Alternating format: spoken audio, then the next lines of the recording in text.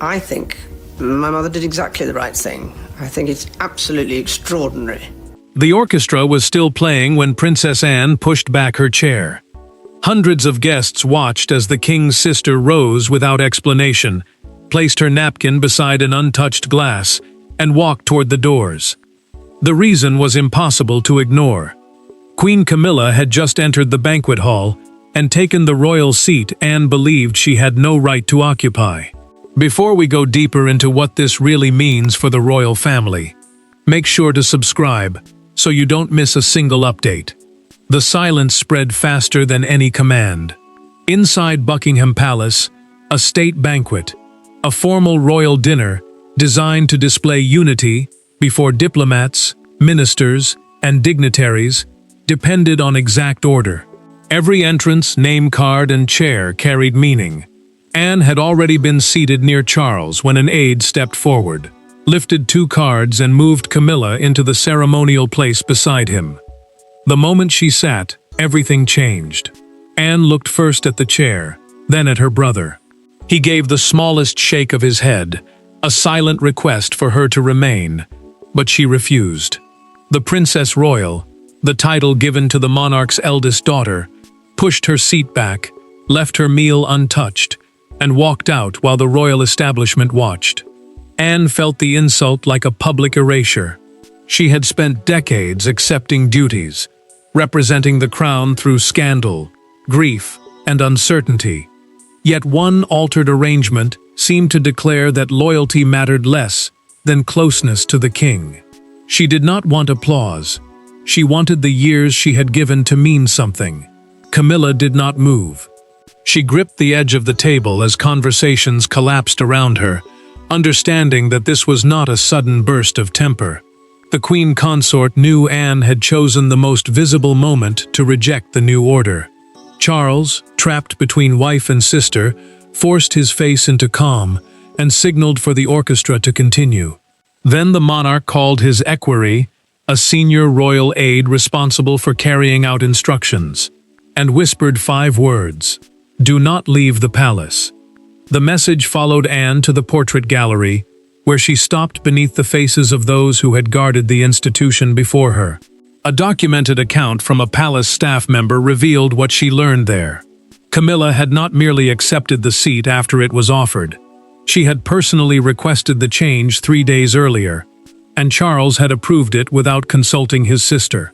Anne had walked away from the table, but the deeper wound was waiting in the corridor, where the king's private message would force her to reveal why that chair meant far more than anyone inside the banquet understood.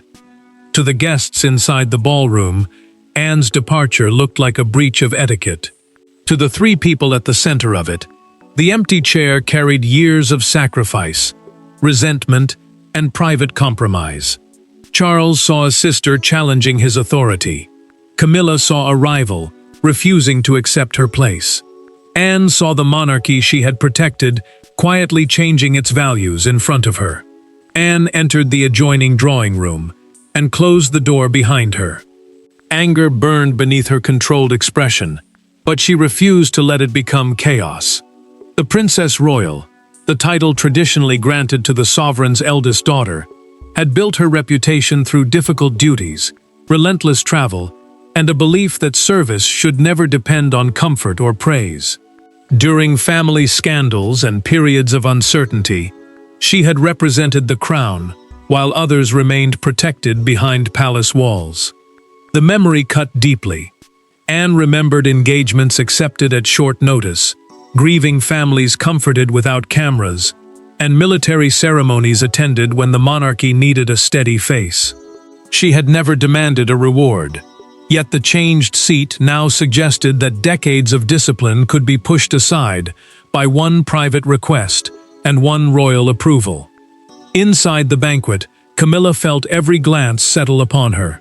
She leaned toward Charles and quietly offered to move, hoping the gesture might stop the embarrassment from spreading. The queen consort had spent years being brought gradually into the center of royal life, while the king increased her ceremonial visibility to prove that her place beside him was no longer temporary or uncertain. Charles refused.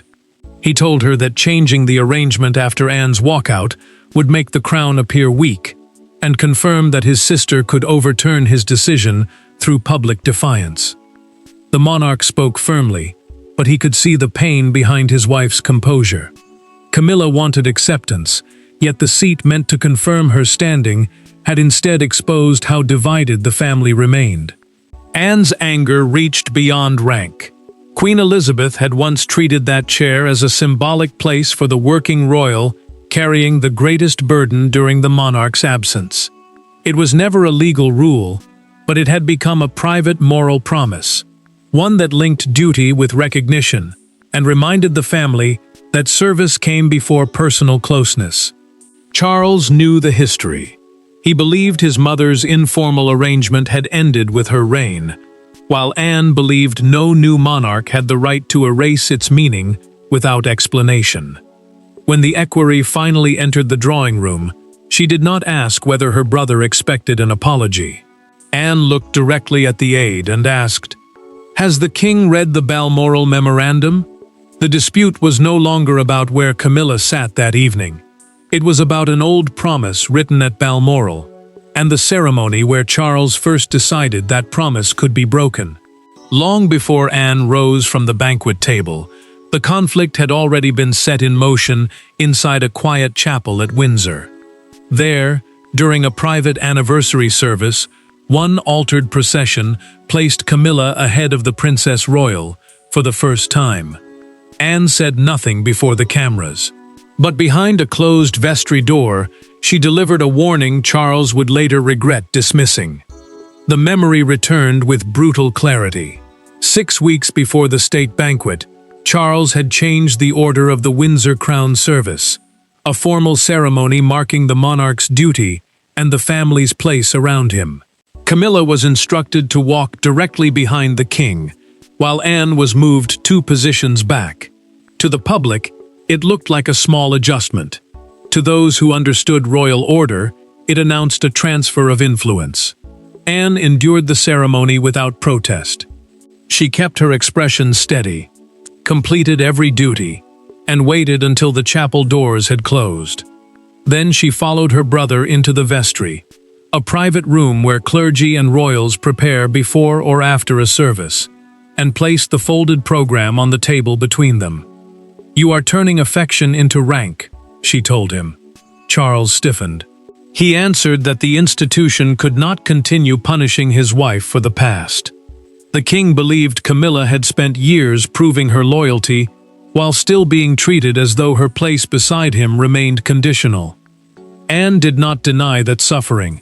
She argued that correcting one injustice did not give him the right to create another. The Balmoral memorandum stood at the center of her anger.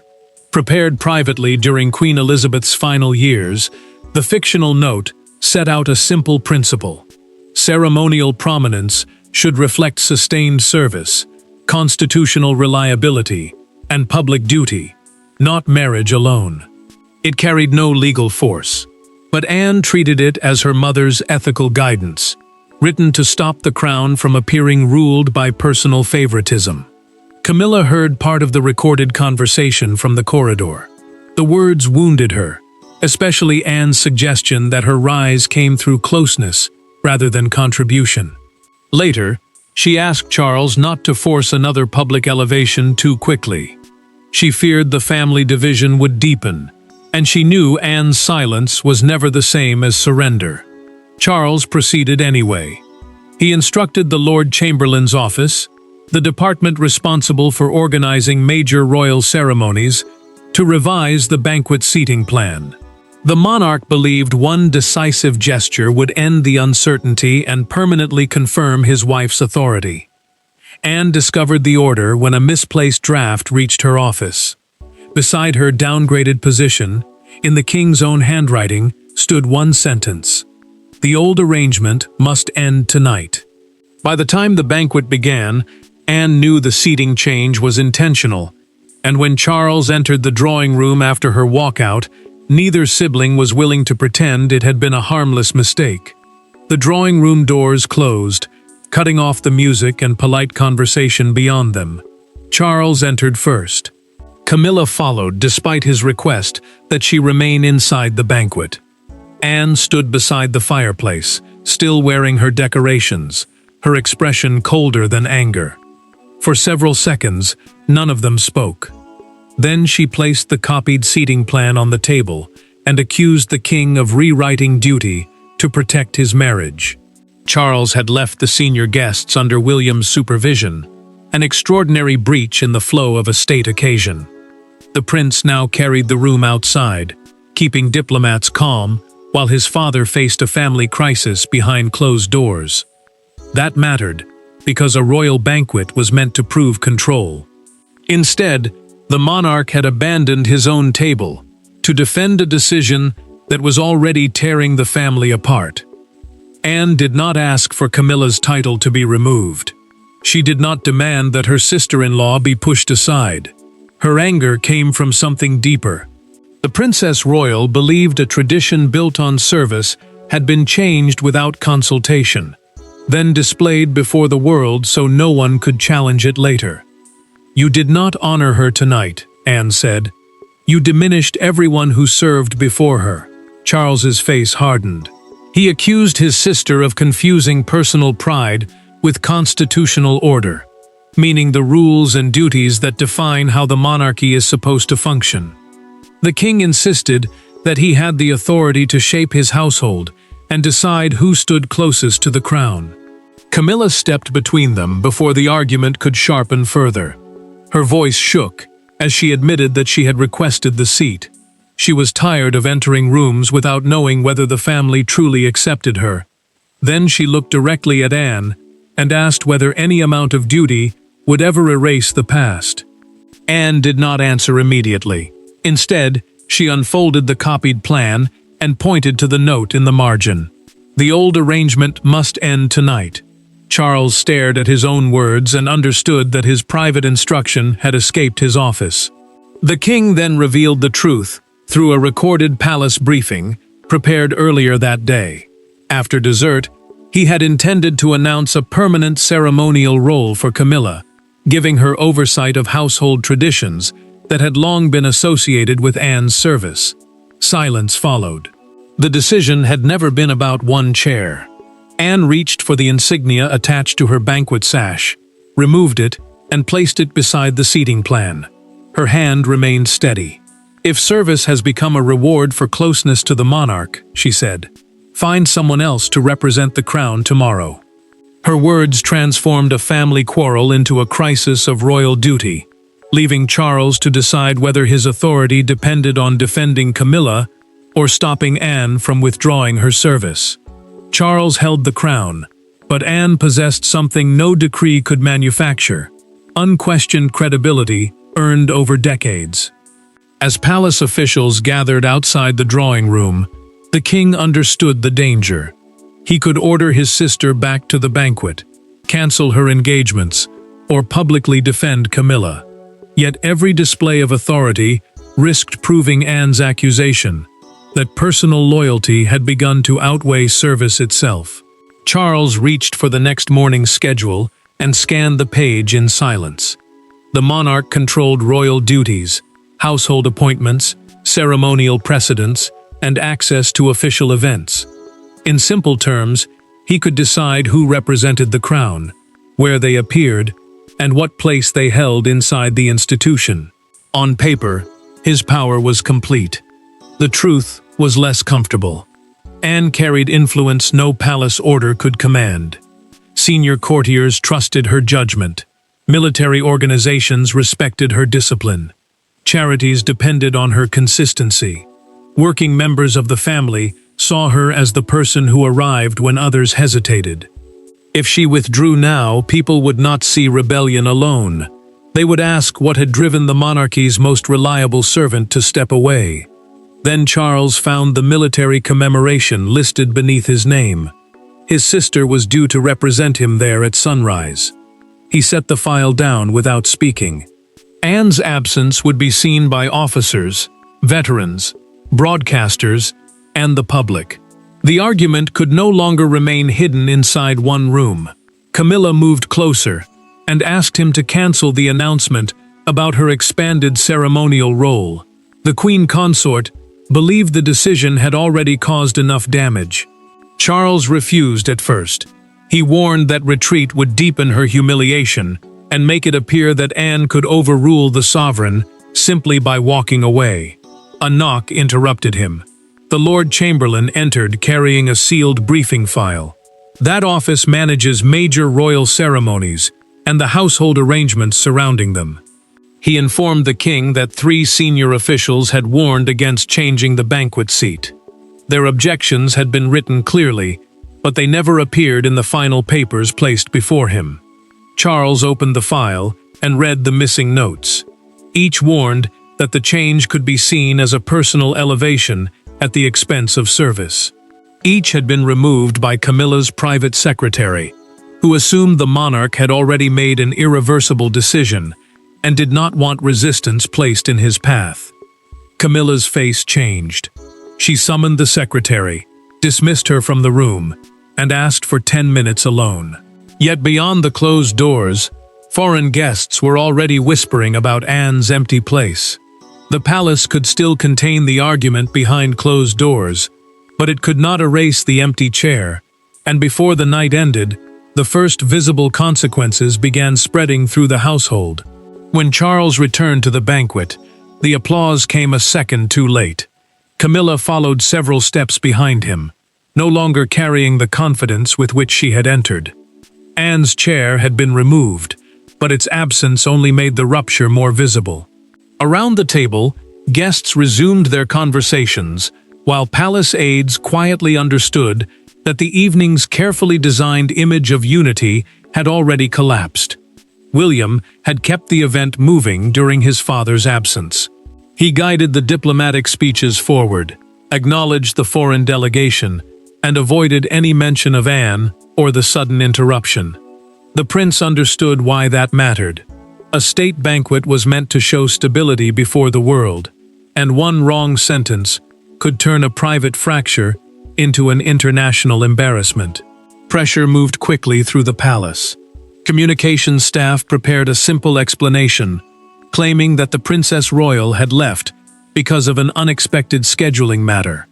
The title refers to the monarch's eldest daughter, but on that night, it carried far more weight than protocol. Everyone drafting the statement knew the excuse would not survive if even one guest described what had really happened. Camilla returned to the disputed seat, but she could no longer eat. The scrape of Anne's chair being removed seemed louder than the music. The queen consort had wanted the position to feel like recognition after years of uncertainty. Instead, it now felt like evidence of defeat, a place gained at the exact moment the family's unity disappeared. Anne stood in a private room nearby and removed her ceremonial attire piece by piece.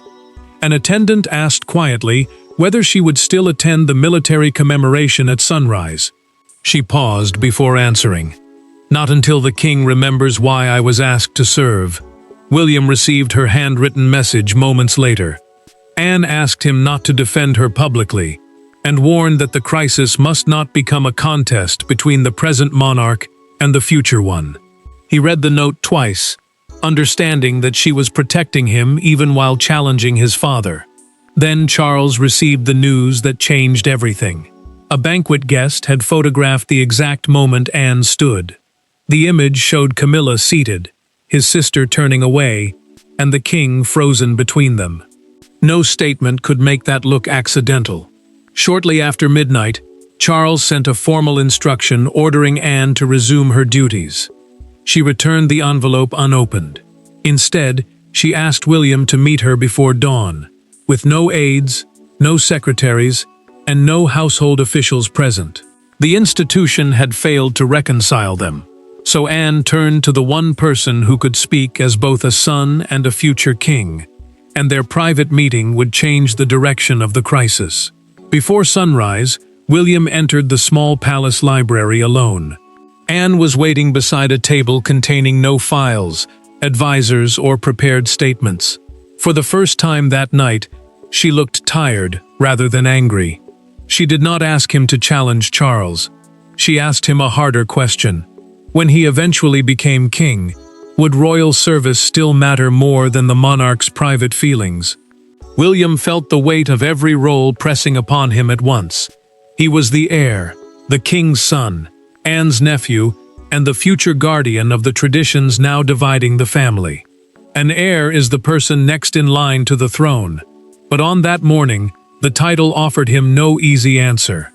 Whatever he said could deepen the break between the present reign and the one expected to follow it.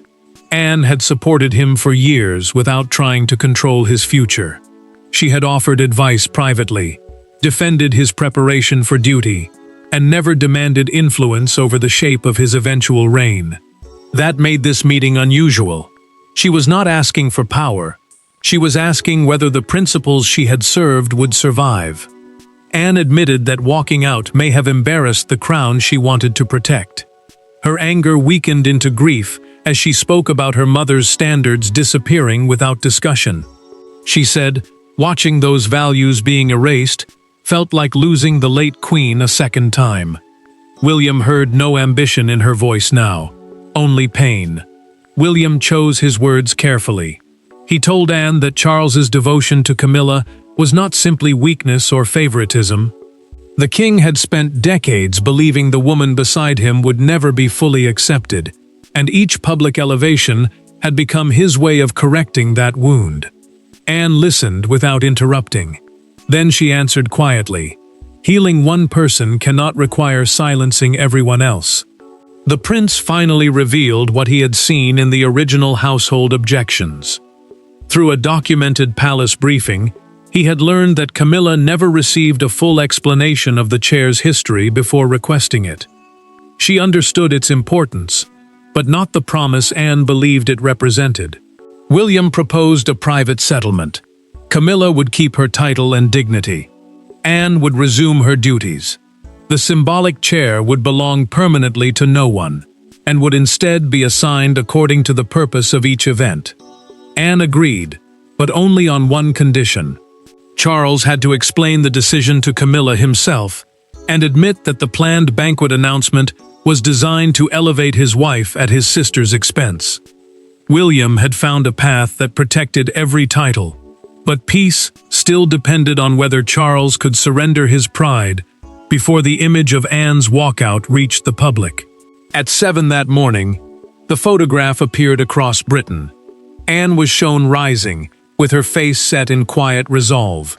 Camilla sat beneath the royal crest, one hand gripping the table.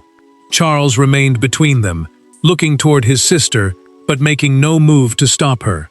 In a single frame, the public saw duty, ambition, marriage, and monarchy collide without hearing one word. The image destroyed the palace's first explanation. Officials abandoned the claim that Anne had left because of a sudden scheduling matter, and prepared a statement acknowledging a private disagreement concerning ceremonial arrangements. Ceremonial arrangements are the formal rules governing royal seats, entrances, and positions.